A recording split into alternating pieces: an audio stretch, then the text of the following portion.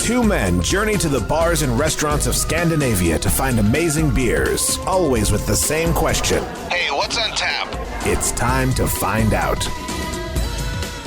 It's the end of the party and the fireworks are through. That's for New Year's. We're almost at New Year's, but we are summing up the year. Right, it's the Thursday before New Year's, so we're... Exactly. So welcome to What's on Tap podcast. Welcome to What's on Tap podcast. I am your host, Stefan, and as always, I'm joined by... I am the co-host, Martin. You're not joined by me. And I'm joined by you. Yeah, you are joined by me. Exactly. So we join each other in this podcasting adventure called What's on Tap. At this point, we're ride or die. Exactly. You will never get rid of me unless not. it's a murder-suicide pact. Oh, I mean, one day. One day it's like, wow, they just reviewed two beers that were like $400. They're dying the next day, obviously. Oh, right. This is it. We're ending it on a high note, and then we're going out. Wow. Yeah, that's dark. It's like, how does this episode even get posted? They're both dead. Yeah, you can schedule it. Yeah. Yeah, it's set on a timer to go directly. It's like, there was no intro. I don't understand. No, but we will have friends who outlive us, and they can just get the raw. I don't know. I've met our friends. I don't see them outliving us. Wow, this episode has started really well. Well, it is the depths of winter and the bleakest of days. It is. So of course it's I am triggering the gallows humor. Yeah, I have sun deprivation, so that's true. We all do. Yeah. We're all like vampires stepping out into the light. It's like, what is that? The day star, it burns. But we have brought one beer each. And yes, to keep us warm in these cold nights. This is going to be a good episode. I'm super excited about this because we picked two winners. I think we always try to go out on a high note at the end of the year and try to really bring something fun and special. And you teased a Dre Fonteinen beer. I don't know if it was on the episode or if it was off the episode, that we would have something special at the end of the year. I think it was one of the Christmas beer episodes where you thought you were opening a Dre Fonteinen bottle, but it was just Tilquin. It was another Tilquin. And I told you, no, I'm actually saving Dre Fonteinen. Because I could fill this entire podcast with just Dre Fonteinen. And I don't know why you don't, and I'm a little sad that you don't love me enough to... I'm scared. Hey, you get to drink so much Dre Fonteinen. You shut your mouth, mister.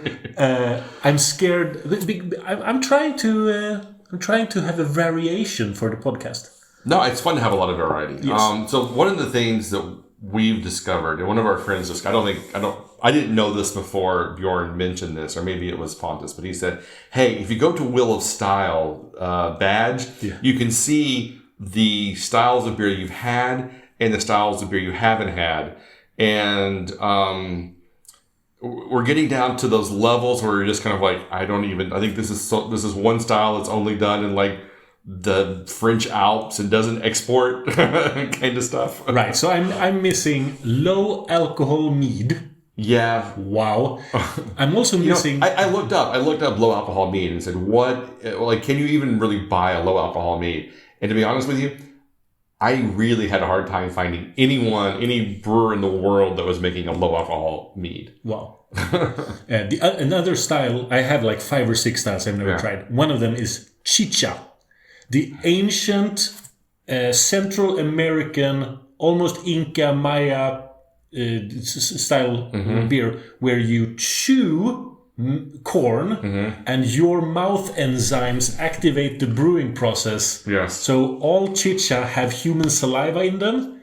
There was a TV series a number of years ago centering on Dogfish Head, where they do a lot of traditional styles, and they have an entire episode on chicha, where he goes up in like the Peruvian mountains and finds some old lady that's still making chicha by chewing it. That's wild. Yeah. And the fact that exists as a style on Untapped, I would never have known. It was actually Björn who gave us the hint.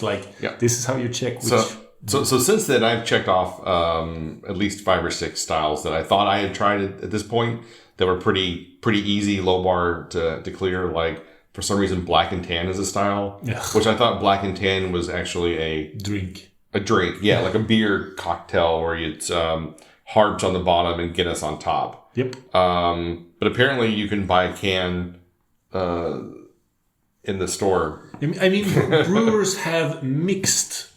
have tried to recreate that. I remember when Mikkeller's bar on Victoria Gate, the first one, when they opened, they had Evil Twins Yin and Yang. Those were double IPA and Imperial Stout. And then they had one tap with Yin and Yang, which was the mix. That's the black and tan. Double IPA and Imperial Stout. Yeah. Why not? So I got a can of that, and then I tried some session beers I thought I had, and then there was a... Smart. The other one I discovered is quite unusual, is a hard kombucha. Ugh. Apparently, kombucha I'm not a big fan of to begin with, but apparently an alcoholic version of kombucha is not readily available, which surprised me, because I thought, you would Systemolog it, you would see maybe one or two versions, but no, it's not a common beer, so I'm missing that one. And then some other rare grain kind of odd ones. Sorghum mullet beer I don't have.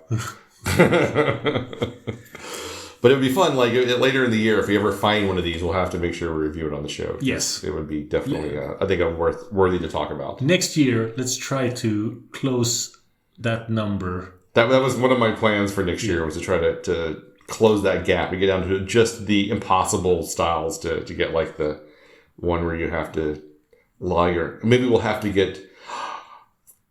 All right, so Marcus, we have a friend, Marcus. He can brew. Frosty Beard Brewery. He can create these bullshit styles. He can create this one where he has to chew the grains and spit them out for us. I can help him make chicha. Yeah, we're all going to sit around with handfuls of grains and just chew on them and then spit them into a bucket, and then he can brew with that. I think this is the longest we've done an episode without trying a beer.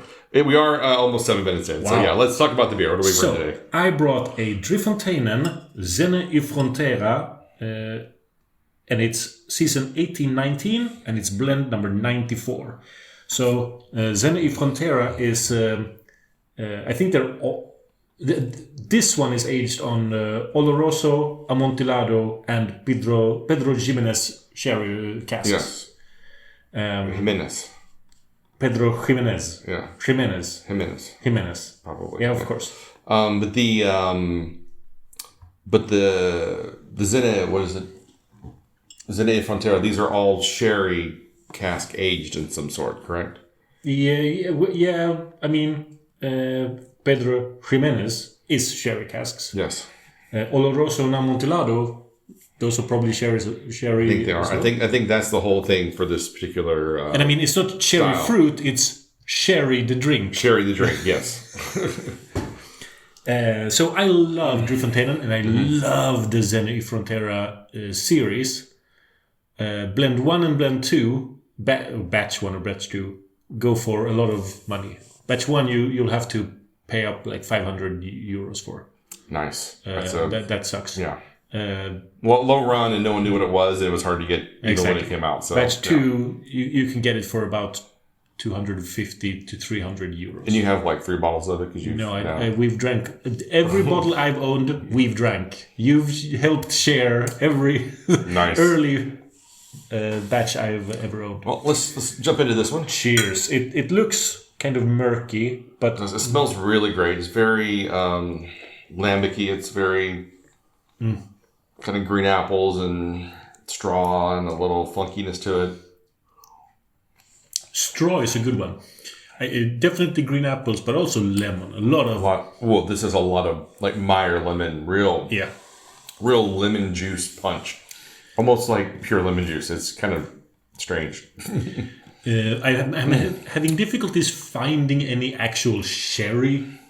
Not the berry, but the liquid. In the past for me, it's always been kind of a lingering aftertaste. Yeah. Kind of an oakiness to it. This one is much more lemon forward than any 3F beer I've ever had. Wow. This is like almost like lemon juice concentrate. It's a lot for me. It does have a lot of that aspect. But it's fun. I picked this specifically because in our friend group, I think you are the only one who hasn't tried this version. It's good. I really like it. But it is super limited. Anything else you want to say about this one? No, it's bought from Fonteinen directly. Yeah. They released a blend 92, 93, 94 at the same time. You've never been to the brewery, but you have the highest number. You have almost one of the highest number of check-ins for the location because of your purchased at, right? Now that I've started adding purchased at to all my Untapped ratings, I'm starting to get the badge for the Fonteinen location, the Lambic, which feels like cheating. But I mean, But you do purchase you basically purchase all of the releases, and then you have a huge cellar of beers from them. We were joking that we were going to do an episode a year next year.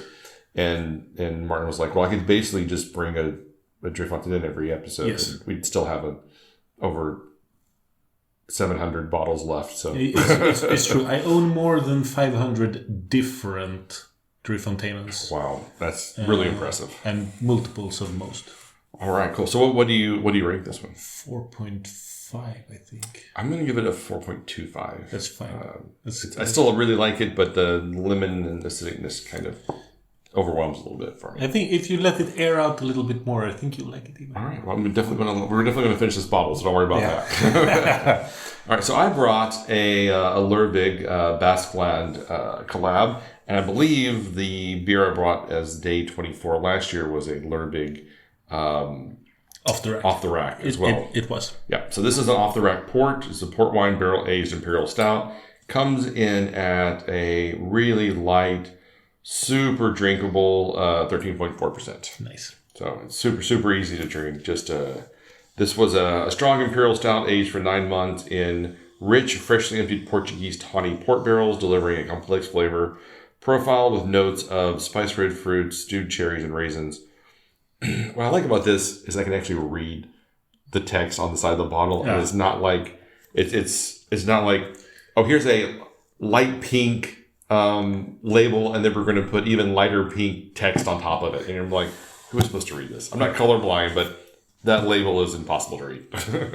Looks pitch black. When I agitate it, I get a slight like mocha macchiato type foam. Yeah, looks really nice. Some good carbonation on there still, which is nice. Yeah, cheers.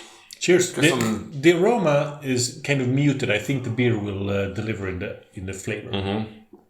It's really sweet. Right up front, I know it's a really strong brown sugar, kind of burnt sugar notes to it. The the flavor itself is kind of hard to describe. I think those port barrels are really coming through with some of the raisins and dried fruit flavors that are there. Almost kind of tastes like coffee with cream. I drink my coffee black, but sometimes someone gives me burnt caramel flavor almost. Oh yeah. Yeah, it's not coffee with cream. It's coffee with one of those like syrups that I only ever drink when someone puts it in my hand. Kind of. It's like a caramel macchiato kind of thing. Yeah. The upfront flavor is just like, to me, it's almost too sugary.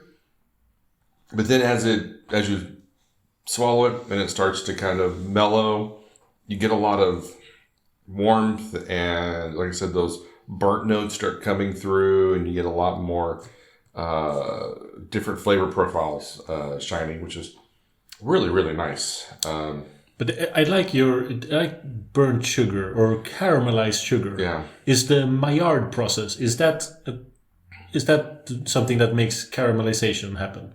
Or is yes. Yeah. So what you do is you take a very hot pan, and then you take, like, say, meat, and then you put it on there, and it sears the meat and forms that kind of crust on there, and basically caramelizes the outer thing. That's the Maillard process, and then so anytime you kind of have that going, it's usually when you apply something cold to a very hot pan, and then it creates that crust on the outside. Cool. Now you've learned something as well. Yes. And then there's probably some people that are like screaming at me, the chefs that are like, "No, you fool! You're not even close. That's not it at all." But at this point, that's my understanding of it, and I refuse to do any kind of real research. Screw you guys. I'm not a professional chef. Meh. You're not. But yeah, you said it before we started this episode. I tried this at Basqueland of 2023 this year. And so my joke is, if I see Martin's Chicken and a beer at a beer festival, I'm like, you didn't really have that beer, so I don't feel guilty about bringing it to the show again. I probably had a full centiliter of it. You probably did. Sip, sip, sip, sip, sip, sip, sip, sip, right, sip, sip, sip. Yeah. But you enjoyed it quite a bit at the time. It got a good rating. And a lot of other friends who had tried it at Basqueland this past year also gave it a very high rating. So I was like, well, everything is pointing to me liking this beer, and it's going to be probably pretty good. And it's really good. I think it's a really standout beer. Once again, the Rack House logo or imprint, I guess, is it's not brand, because the brand would be sublabel. So imprint, yeah. Imprint. Never heard. Yeah. All right. So weird. That's strange. I know. We were learning all sorts of new words recently. Yeah. I used the word infamous the other day, and Annika was like... infamous? Infamous. Like, so use that, like, how do you define that? And I'm like, oof. So Swedish, it's ökänd. Yeah. Yeah. Like, someone who has killed a lot of people is infamous. Right. Yeah. Right. And I was joking, like, it's somebody that's done something not necessarily it's not usually a good thing. No. They're famous for the wrong reasons. Exactly, yeah. Exactly. But this is a 4.5 as well. Yeah, I think it's a 4.5 as well. It's a really good beer. But yeah, it's a lot of fun to drink. But now that we've mentioned Basqueland, let's go through the year a little bit. Okay. I went to Basqueland and you didn't. I did not. It was a lot of fun. There was a lot of rain. Mm-hmm. And we now know that next year's Basqueland will be the last possibly ever. They're doing a 10-year anniversary Basqueland, and then they're closing it all down. Yeah. That's good. They're ending on a... ending on a high note. But I don't think they've lost money, I think, this year and last year. Yeah, I think they had a better deal when they were using their bottle caps. They were able to keep track of things better. Yeah. And I think the card stamp system's kind of bit them in the ass a little bit. Because it's not quite as transparent, and I don't think the brewers give a shit one way or the other because they've sold their kegs to the brewery. Yeah, but way back when you have bottle caps and you gave those to the brewers, were they compensated based on the number of bottle caps? Do you know that? I don't know what that situation was, but I think in Sweden, if you're having a beer festival, you have to buy the kegs outright. Last time I stood in a booth was a long time ago, but then the festival did not buy the kegs. Okay, all right. That was Malmö Beer and Whiskey was the last festival I ever attended a booth, and you got these small coupons from the visitors, and you went with all of those coupons to the coupon counter person, and you got like a receipt, and that was what you billed them. I would say based on the way that the brewers stamp things in the last couple of years, they were not getting reimbursed for the stamp thing. Yeah. You have to buy all the kegs in advance because the brewers don't get a physical token to keep. Yeah, because you have a stamp card, and the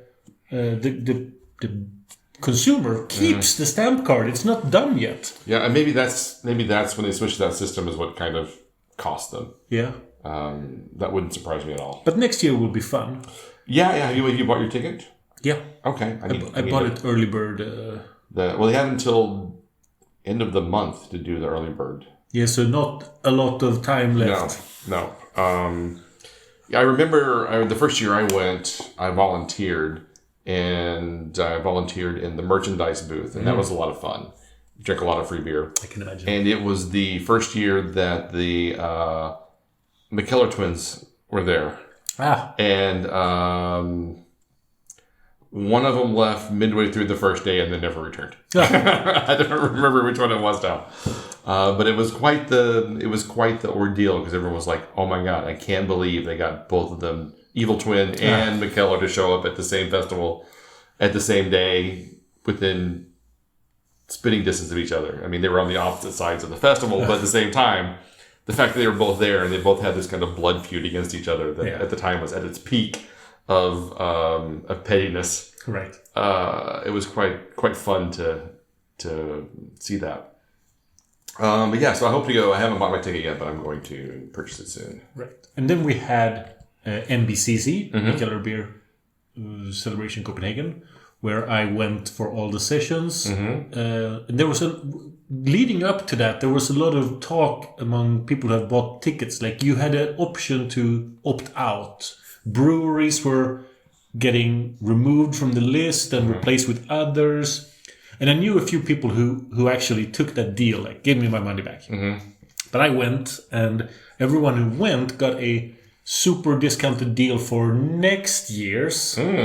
But you had to basically commit the day after the festival. So hungover, you get like, here's a super discount for next year's, still extremely expensive.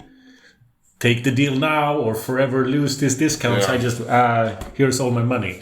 Yeah, because it was, what was it? 3 years ago was the scandal, right? Was the scandal year. Yeah, or 2. Yeah, was it 2 years ago? I can't remember. Could have been last year, actually. No, it wasn't last year because it was the year before that. Okay. Because makes sense. What happened was, no, it had to be 3 years ago now because the big scandal year where all of these breweries dropped out. I didn't go that year. But then they still had the kegs. So you had this wall of just like breweries, but none of the brewers were there. Right. Where they just had the kegs. And then the year after that was the rebuild year after the scandal year. And then what happened was all of the breweries that dropped out the year before from saying, you know, we don't agree with what McKellar's done and how they've handled the situation, they were all basically blacklisted, and so none of them were there. No. So there was hardly any American IPA people, and almost all of the UK group were gone. Right. And I didn't go this year, so I understand that they still weren't there. Maybe McKellar has kind of, it's my understanding. You can't quote me on this one, that if you have spurned them in their invites, you will never be re-invited. Probably. But this year's MBCC was actually really great. There was a lot of good beer. All the amenities worked, and it's always well staffed, and it's always well.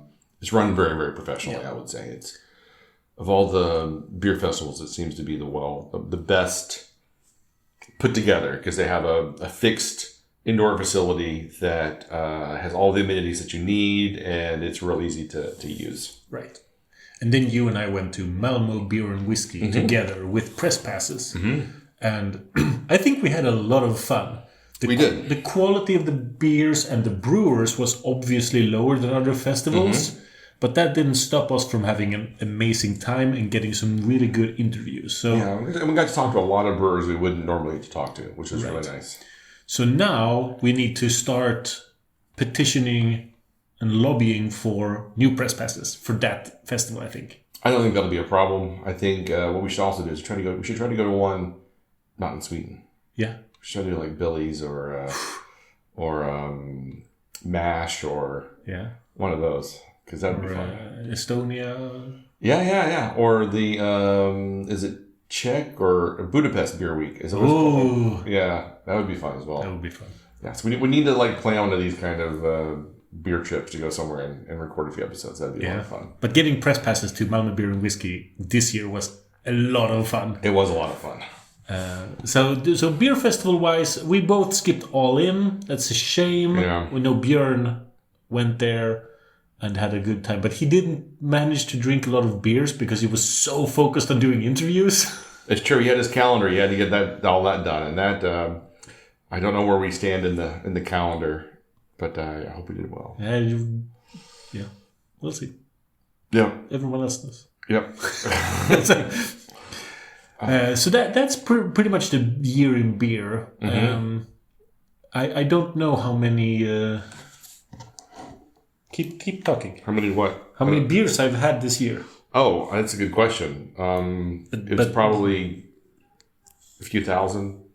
I crossed 10,000 beer check-ins this year. That is a lot of fun. That was a milestone for me. I know it still is like a third of what you've checked in. I passed 37,000 beers. Wow, that is impressive. Let's see. Give me just. I didn't even come close to that. So. I don't have the exact number, but yeah. I drank more than 3,000 beers this year. Wow. I mean, you hit all this beer festival, so I'm not surprised. And you are the master ticker, so you get quite a few on there. I think each year, I think I'm going to drink a little bit less than the year before, and that never actually happens. Never happens. I end up getting a few more than somehow. I'm not even trying, and yet I end up with more. It's insane. Anything else from the year that I liked? The Bigfoot vertical that we did. That was fun. That was a fun episode. We need to do some more Game of Beers. We haven't done that in a while, so we need to bring that back. Maybe do it a couple times a year as opposed to once every other year when we remember to do it. Or remember to plan in advance to do it. So I have forgotten what the result of the last Game of Beers was. Is that because I lost or is that because I won? I don't remember. I want to say you didn't win, but I don't know 100%. I mean, you did some grand competition. Yes. I think I won that. But then we had a Game of Beers before that Björn arranged between us two, and you won that. But that's quite a long time ago. But it has to have been this year. No. The Björn one he did was like a year and a half ago. That was at his place. And I've only been to his place once, and it's been almost 2 years probably. This is the problem of rounding up a year in beer. I don't remember what happened this year and what happened last year. Well, all right. I think this is a good place to wrap it up.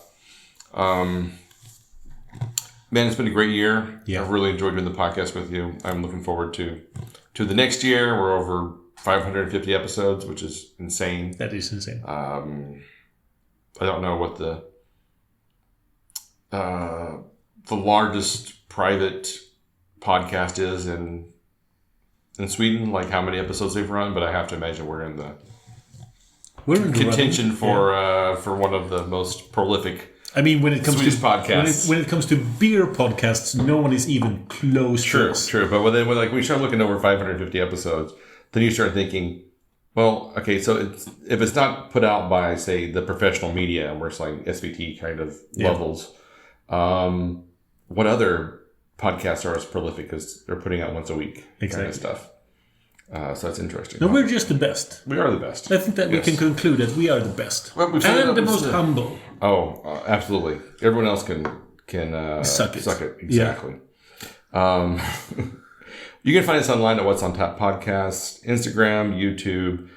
Please take a moment to listen to us on Spotify and rate us. We really appreciate that. We're really going to focus on pushing Spotify this year to get more people to listen to us there. I know everyone says iTunes, but I don't care about iTunes. No. Yeah. Meh. So until next time, Happy New Year and keep drinking, you dum-dums.